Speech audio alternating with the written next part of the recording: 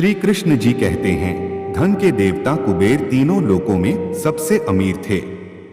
एक दिन उनके मन में विचार आया कि उनके पास इतनी संपत्ति है, लेकिन देवलोक में कम ही लोगों को इसकी जानकारी है।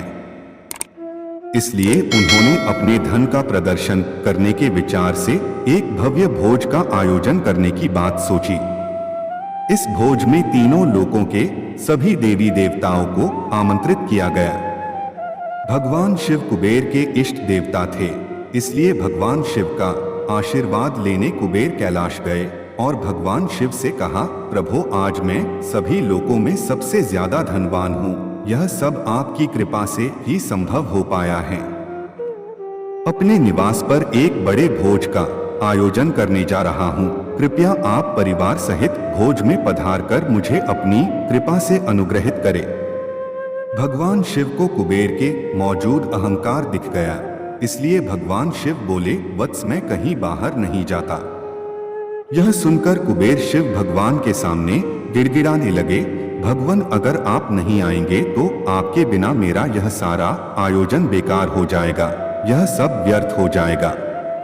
तब शिव जी ने कहा, एक उपाय है, मैं अपने छोटे बेटे गणेश को तुम्हारे भोज में जाने को कह दूंगा।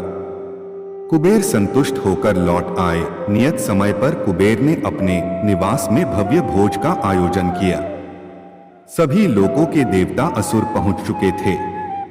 अंत में भगवान गणेश भी आए और आते ही कुबेर से कहा, मुझको बहुत तेज भूख लगी हुई है, मेरे लिए जल्दी से भोजन लाया जाए।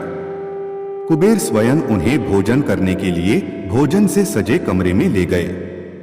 सोने और चांदी के थाली में भोजन परोसा गया। कुछ देर बाद ही परोसा गया, सारा भोजन खत्म हो गया। गणेश जी के लिए दोबारा खाना परोसा गया। गणेश जी उसे भी खा गए। बार बार खाना परोसा जाता और क्षण भर में गणेश जी सारा भोजन चट कर जाते।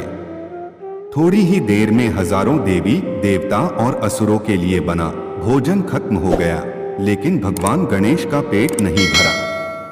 वे रसोई घर में जा पहुंचे और वहां रखा सारा कच्चा सामान भी खाने लगे, लेकिन तब भी उनकी भूख नहीं समाप्त हुई।